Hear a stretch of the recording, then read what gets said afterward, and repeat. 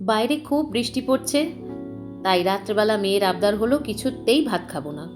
আমিও তাই ভাবতে শুরু করলাম কি করা যায় কি করা যায়। হঠাৎ মনে পড়লো এইরকম যখন ছোটবেলায় আমরাও বলতাম, তখন মা আমাদেরকে চটজলদি একটা পরোটা বানিয়ে দিত, আর সেটার নাম দিয়েছিল মা ডিম পরোটা। তো আমি যেটা করলাম সেটা হচ্ছে, প্রথমেই আমি অল্প আটা নিয়ে তার মধ্যে স্বাদ অনুসারে নুন দিয়ে এবার অল্প অল্প জল দিয়ে আমি ডোটাকে বেশ নরম করে সুন্দর করে মেখে নেব। এই দেখুন ডোটা কি সুন্দর মাখা হয়েছে। এবার আমি এই ডোটা 10 মিনিটের জন্য একটু রেস্টে রেখে দেবো। রেস্টে রেখে দিয়ে আমি বাকি এবার প্রসেসটা করে ফেলি। তো প্রথমেই আমি যেটা করব সেটা হচ্ছে, আমি একটা পেঁয়াজ নিয়েছি এখানে।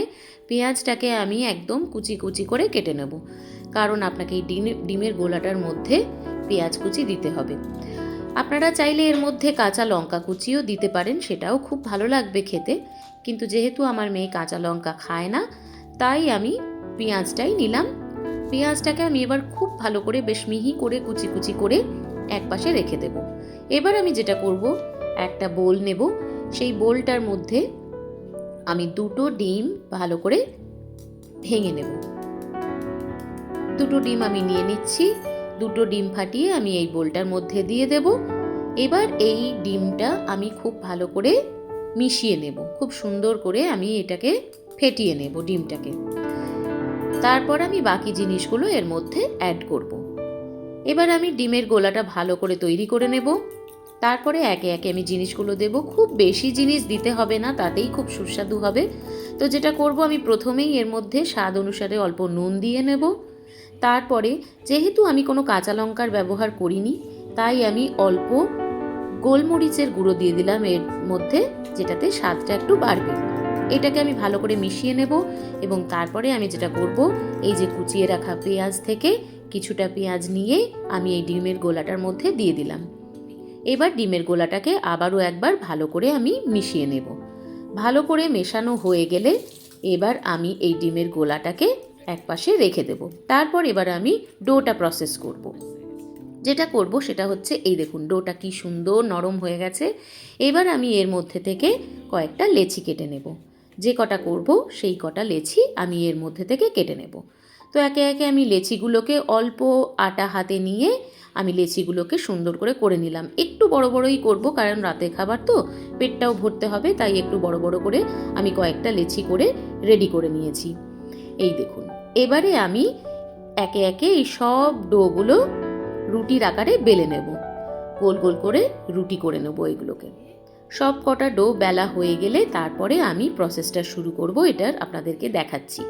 একে একে আমি সমস্ত রুটিগুলোকে প্রথমে করে নেব, করে একটা পাত্রে রেখে তারপরে আমি একে একে ডিম পরোটাটা তৈরি করব। এই দেখুন আমার ডোগুলো রুটির আকারে আমি বেলে নিচ্ছি।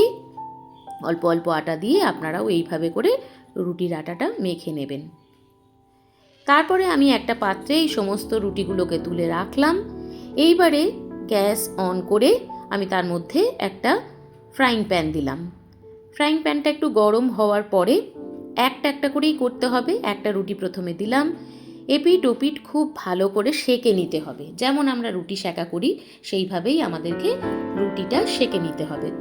দুপিট একদম ভালোভাবে সেঁকে নিয়ে এরপরে যেটা করতে হবে, ওই যে ডিমের গোলাটা যে মিশ্রণটা তৈরি করে রেখেছিলাম, সেই মিশ্রণটা নিয়ে এই রুটির ঠিক মাঝখানটায় কিছুটা গোলা আমরা দিয়ে দেব।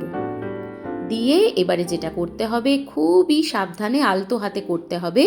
আমরা রুটিটাকে এই যে অর্ধচন্দ্রের মতো ফোল্ড করে দেব। ফোল্ড করে দেওয়ার পর এবার আমি যা করব সেটা হচ্ছে, একটু সাদা তেল দিয়ে দেবো এর ওপর থেকে। এবার গ্যাসটাকে কমিয়ে দিয়ে অল্প হালকা আঁচে আপনাদেরকে আস্তে আস্তে এই পুরো ব্যাপারটাকে ভেজে নিতে হবে।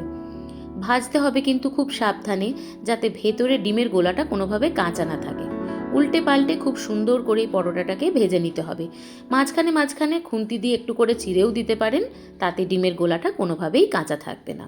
এবার সুন্দর করে দুপিঠ ভেতর সব ভাজা হয়ে গেলে আমি তুলে রাখবো। এই যে দেখুন, আমি মাঝখানে মাঝখানে একটু করে চিড়ে দিচ্ছি, যাতে ডিমটা কোনোভাবে কাঁচা না থাকে।